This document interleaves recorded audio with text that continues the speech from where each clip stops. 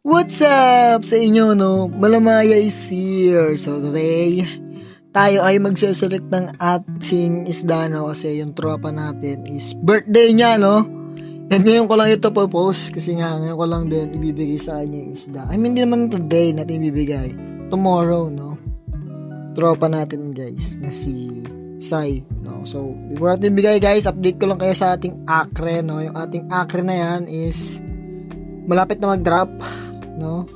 Kaso meron siyang melanoma, no? Sobrang kapal ng melanoma niya sa ulo. Tapos yung isa nating acre, guys, ayan, nandyan na. Nung nakapag-drop na siya, guys, kahapon, hindi ko na binidyoan, no? Update na lang din dyan sa ating mga acre. Ayan, guys, nandyan na yung mga fry, no? Kasama niya dyan yung mga 1 week and yung mga bagong drop, no? Ayan yung ating acre na old na, no? Tapos ito naman yung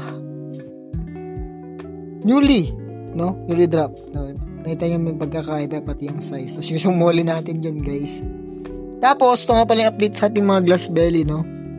Ito yung pangalawang batch, ito yung patlong batch ng ating mga fry ng glass belly. Tapos yung mga full gold natin dyan, guys, nandyan na lahat, no? Naiwalay na natin.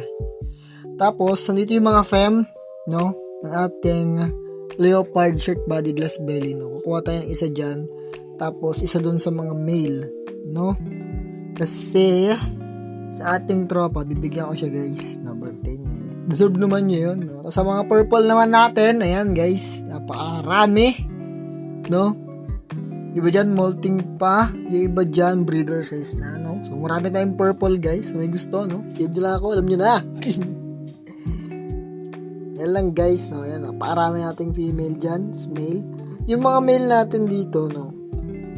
Kaya papasalikin ko pag gusto nyo. Talagang nag-endure sa benta ng isda, no? Diyan sa kabilang empty tank, no? Mga fry yun. Hindi siya empty. Tapos ito naman yung magenta natin. Ito talaga, guys, binibenta ko to. No? Ito yung magenta natin. Tapos ito yung mga marble natin, guys. Ayan. Sa taas, no? Ito na lang yung ating PKBM. Yung dalawa na lartail is pumanaw. I don't know why. No? Naglinis lang naman ako, pero pumanaw sila. Tapos ito yung ating mga breeder ng purple. Ayan, guys. So, kawawa naman yung male. Gupit-gupit na yung buntot. Binubugbog ng female. Pero, tutubo naman yan, no? Pero kasi nga, nasa breeding sila, ganun talaga ang mangyayari, no? Speaking of glass belly, no? Napakarami niyan, aray ko. Magsusorting nga ako dyan sa August, no? Tapos, ito na pala yung ibibigay ko sa aking tropa, no? So, medyo red wash lang yung sa male niya, no? And all goods naman yung sa female, no? So, boy, tropa kong si Sai. Sai, ikaw na lang bahala dito, no? Pag nag-drop, ikaw na lang maggaling. So, medyo red wash kasi yung male, puro male yung mga lumabas sa akin, tapos puro red wash din. So, ayan. Wala rin, puro red wash lahat.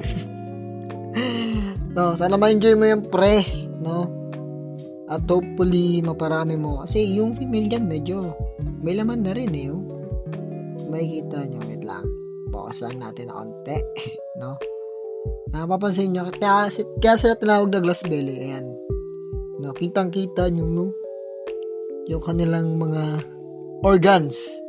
Lalo na yung mga eggs, no? Ayan. May mga eggs na siya. So, iba doon. I'm sure kung may mga mata na.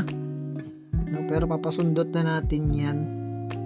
Tapos babatler natin mamaya, no? Para dalhin bukas. Tapos ito nga pala, nailipat na natin yung ating acre na may melanoma pero pregi, no? Ayan siya, guys.